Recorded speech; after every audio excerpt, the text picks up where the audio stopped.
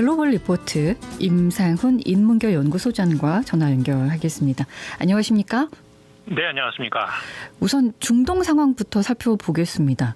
이스라엘의 지상군이 레바논 남부에서 작전을 벌이고 있는데 이례적으로 수도 베이루트 중심부를 공습을 했습니다. 네. 어떻게 보십니까?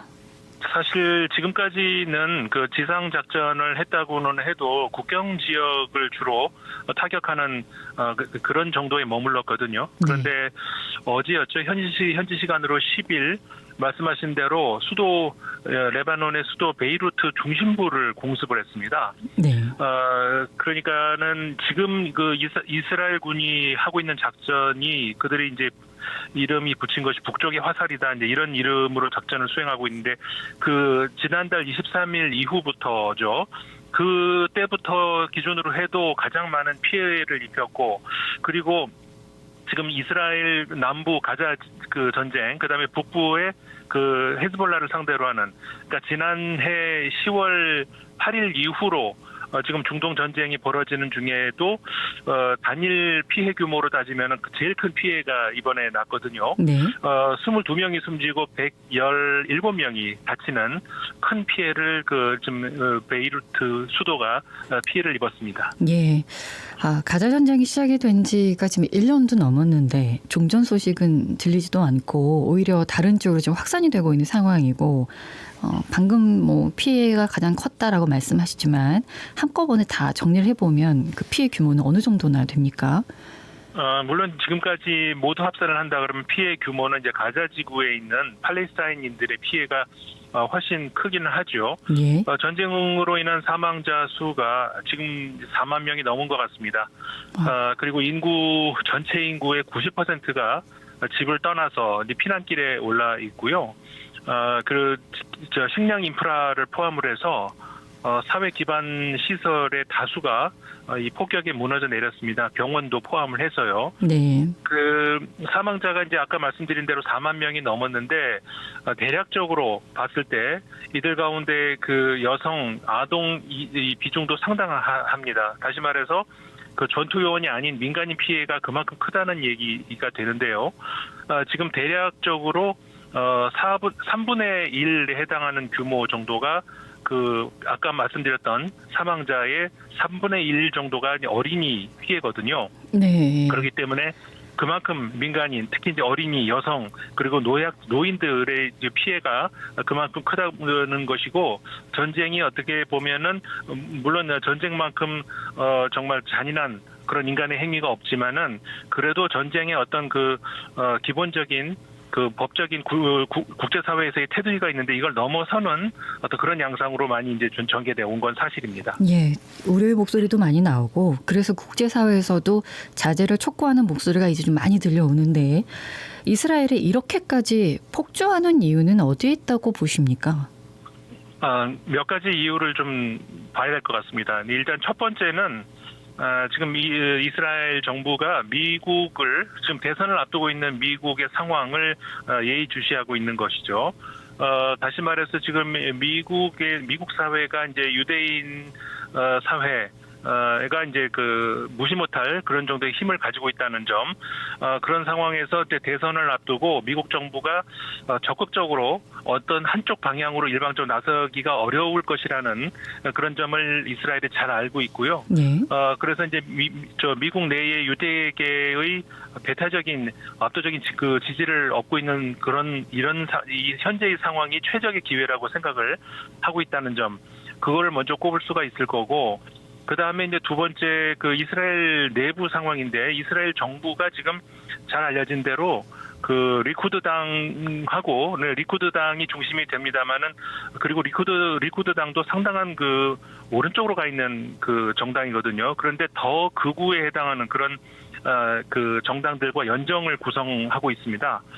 그런데 이제 극우 세력들이 상당한 호전적인 그런 입장을 가지고 있거든요. 네. 이번 기회에 팔레스타인을 완전히 제거해야 된다. 이렇게 생각을 하고, 심지어는 이제 땅에서 완전히 몰아내야 된다라고 이제 주장을 하고 있는 사람들인데, 이 사람들이 지금 연정을 깨겠다라는 것을 지금 압력을 행사하고 있거든요. 네. 만약에 연정이 깨지면 네타냐후가 사임하게 되는데, 사임하게 되면은 네타냐후가 지금까지의 어떤 사법 리스크를 가지고 있는 상황에서 사법 처리될 가능성이 높습니다. 다시 말해서 극우의 말을 들어줄 수밖에 없다는 그런 것이고요. 네. 이런 상황에서 지지율이 굉장히 낮습니다. 그래서 전쟁을 치르게 되면은 그 지지율이 높아질 수 있다는 이런 것을 이용을 하고 싶은 것 같은데 실제로 지지율이 낮은 상태에서 지금 레바논을 공격을 하기 시작하면서 지지율이 상당수 회복을 한 그런 상황이 있습니다. 이런 것들이 종합적으로 이제 우리가 봐야 될 것 같습니다. 개인의 지지율 때문에 세계 전쟁을 한다는 것 자체가 많이 모순이 되는데 우려되기도 하고 네. 이스라엘과 이란이 어느 선까지 충돌할 것인가 이걸 이제 많은 분들이 관심 있게 보고 있는데 어떻게 내다보십니까? 올해 4월에도 한번 미사일 공격을 주고받은 적이 있었지 않습니까? 네.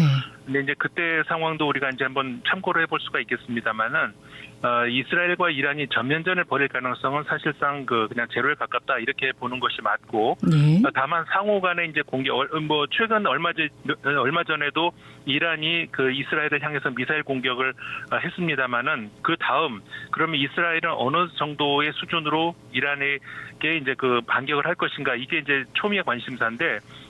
지금 보면은 어느 정도의 이스라엘 정부가 미국 바이든 정부하고 좀 조율을 하고 있는 것 같습니다. 그러니까 미국 입장에서는 이런 것이죠. 그러니까 당신들 공격하는 거 이해는 하겠다. 하지만 어떤 선이 있다. 그거는 넘지 마라. 이런 정도의 어느 정도 지금 합의가 되고 있는 것 같거든요. 네.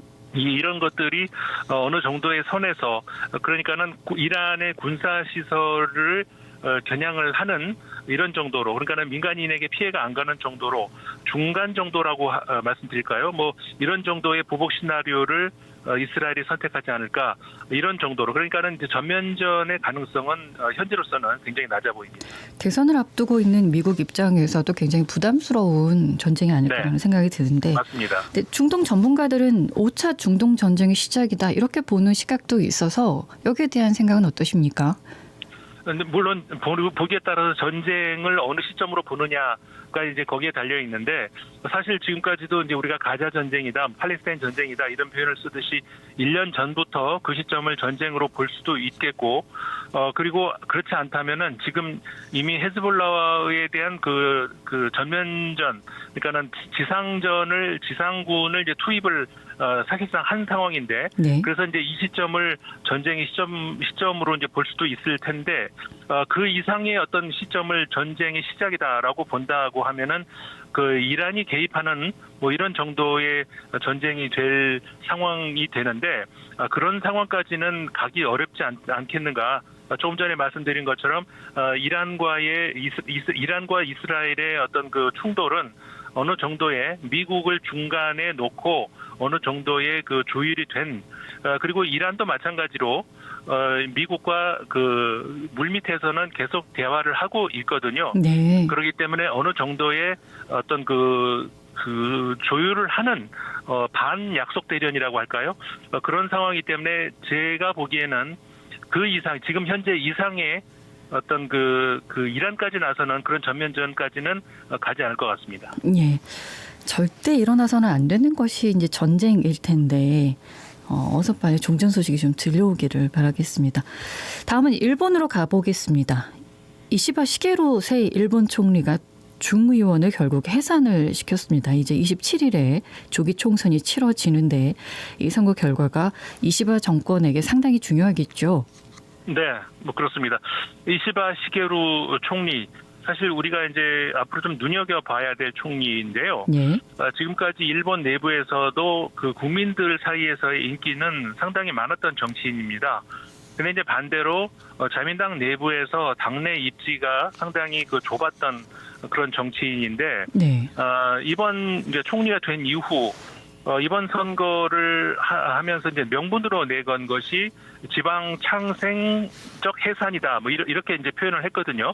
그러니까는 국회를 해산하는데 지방 창생을 위한 것이라는 건데 지자체 그리고 주민, 기업 이런 쪽으로 이제 특색 있는 시책을 추진을 해서 지금 심각한 위기 상태이죠. 인구 감소 이거를 좀 억제를 하겠다는 그리고 지속 가능한 사회를 만든다는 거 이게 이제 명분이거든요. 근데 그렇게 하기 위해서 국민의 지지가 필요하다. 그래서 국회를 해산한 것이다. 이것이 대외적인 제 명분인데 네. 그리고 또 하나를 꼽자면은 지금 그 자민당 내부에서 비자금 스캔들로 인해서 굉장히 국민들의 비난 여론이 높습니다. 그래서 부패한 이미지 이런 것들을 해소해야 된다는 그런 차원에서도 새로 그 국회의원을 다시 공천을 하고 다시 국민의 심판을 받아야 되겠다는 것이 이제 명분으로 나오고 있는 것인데 네. 왜냐하면 이제 국민들도 이제 청산을 좀 할 대상들이 많다 이런 목소리가 많이 있기 때문이거든요. 네. 그런데 이제 이 뒤에 숨어 있는 또 정치적인 계산도 우리가 얘기를 안 할 수 없는 것이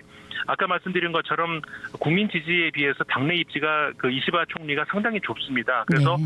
당내 입지를 넓히기 위해서는 자신을 지지하는 좌파 중심의 어떤 의원들이 많이 배출이 돼야 되는 것이죠. 그러니까 한마디로 말해서 공천을 성공을 해야 되는 것이고 네. 그리고 물론 거기서 총선까지 이겨야 되는 것이죠. 그런데 그렇기 때문에 그런 어떤 그 조기에 앞으로의 그 자신의 정치적인 입지를 위해서 이제 승부를 걸었다 이렇게 봐야 될 것 같습니다. 예. 이건 어떻습니까? 이시바 총리가 지역 활성화 문제라든가 뭐 사회 문제, 역사 인식 문제 지금까지는 다른 총리들하고 다른 접근 방향을 보이는데 일본이 군사 대국으로 가는 데에는 상당히 적극적인 입장을 보이고 있다. 이렇게 보여지는데 어떻게 해석할 수 있겠습니까? 네, 그 아까 좀 말씀드렸습니다만은 지방 정부의 자율성, 그러니까 지방자치, 지역 활성화 이런 데에 강한 의지를 보이고 있습니다. 네. 이시바 총리가 과거에도 그쪽 관련해서 이제 그 장관 우리나라의 장관에 해당하는 그 관료를 역임하기도 했었거든요. 그래서 이제 그런 문제라든가. 그러니까는 도농 간의 어떤 그 상생 이런 쪽으로 관심이 많습니다. 예. 그리고 또 그 사회 문제, 예를 들어서 지금 현재 일본에서 굉장히 그 또 이슈 중에 하나가 여성의 경우 결혼을 하면 남성 성을 따라가는 그것에 대해서 여성도 자유롭게 성을 선택할 자유가 있어야 되는 거 아니냐 이런 이슈가 이제 큰데 네. 그 문제에 있어서 이제 보수적인 생각은 당연히 과거처럼 남편의 성을 따라야 된다 이런 입장인데 이 이시바 총리 같은 경우에는 아니다. 부인도 자기가 이제 각자의 성을 그러니까는 아버지의 성을 따라간다든가 이렇게 자유롭게 결정할 권리가 있다. 이렇게 상당히 그러니까 사회 문제라든가 이런 데에서는 좀 뭐라고 할까요? 개혁적이라고 할 수 있는 네. 그런 입장이거든요. 근데 네. 반면에 말씀하신 대로 군사적인 문제에 있어서 그러니까는 그 독일을 우리가 한번 참고를 해볼 수가 있는데 독일 같은 경우도 지금 우크라이나 전쟁이라든가 이런 문제에 있어서 나름대로 이제 목소리를 내고 있지 않습니까? 네. 정상적 국가라고 할 수가 있는데 일본도 그렇게 되기 위해서는 과거를 완전히 청산을 해야 된다. 그래서 과거에 잘못한 것을 구체적으로 예를 들자면 한국에서 이제 됐다고 할 때까지 사과를 해야 된다. 이런 입장이 이시바 총리 입장이거든요. 네. 그렇게 해서 이제 그런 관계를 겪고 나면은 그 다음에는 일본이 정상적인 국가로 가야 된다. 이런 입장이기 때문에 이것이 이제 어떻게 보면은 뭐 일본 입장에서 어떻게 보면 합리적인 상식적인 그런 입장이라고 볼 수도 있겠습니다만은 여기에 대응하는 이제 그 주변국, 한국 같은 경우 어떻게 대응하느냐에 따라서 일본을 군사 강국으로 만들어주는 명분을 제공할 수도 있겠죠. 예. 뭐 한일 관계는 우호적일 것이다라는 얘기도 있습니다만 어떻게 전망을 하십니까? 그 지금까지 사실 20세기까지 일본은 그러니까는 오부치 총리, 김대중 오부치 우리 그 선언 있지 않습니까? 네. 그때까지만 하더라도 일본 자민당은 과거에 그러니까 자유당과 민주당이 합쳐서 자민당이 된 건데 그 자유당 계열 그러니까는 온건 보수 쪽이었습니다. 어느 정도는. 그런데 이게 21세기 들어서면서 과거 이제 극우 민족주의적인 목소리 그러니까 과거의 그 옛날 그 20세기 초의 민주당이었었죠. 일본에. 네. 그쪽 계파가 이 정권을 장악을 하면서 그 이후로는 거의 모든 계파가 이제 그렇게 돼버렸던 것이거든요. 근데 네. 거기에서 거의 유일하게 그렇지 않았던 사람이 바로 이시바 총리입니다. 그러니까는 이시바라는 총리가 된 이상 한국 정부로서는 어떻게 보면 20-30년 만에 한일 관계가 좀 정상적으로 복귀할 수 있는 그런 기회가 될 수도 있거든요. 네. 그런데 이제 현재 한국 정부를 봐서는 좀 우려가 있는 것도 사실입니다. 아까 말씀드린 것처럼 이시바 정부가 일본이 이제 주변 국가들에게 잘못한 것은 인정하고 사과를 해야 된다. 그래야 정상 국가로 갈 수 있다. 이런 입장인데 여기에서 이제 그 한국이라든가 이런 그 주변 국가들이 그 이익을 챙기지 못하고 일본이 원하는 대로만 만약에 그렇게 이제 손을 들어준다면은 네. 결국 우리는 얻는 것이 없고 일본이 원하는 대로만 갈 수 있다 이런 것이죠. 그러니까 일본이 손을 어떻게 보면은 합리적인 그런 손을 내밀었을 때 이걸 어떻게 우리가 잡아야 되는가 이게 굉장히 그 해안이 필요한데 상당히 좀 그 현재로서는 좀 걱정이 되는 그런 상황입니다. 우리나라 상황을 걱정해야 되는 아주 맞습니다. 이상한 상황이 돼 있습니다. 미국 대선 소식을 좀 듣고 싶은데 좀 간략하게 정리해 주실 수 있겠습니까?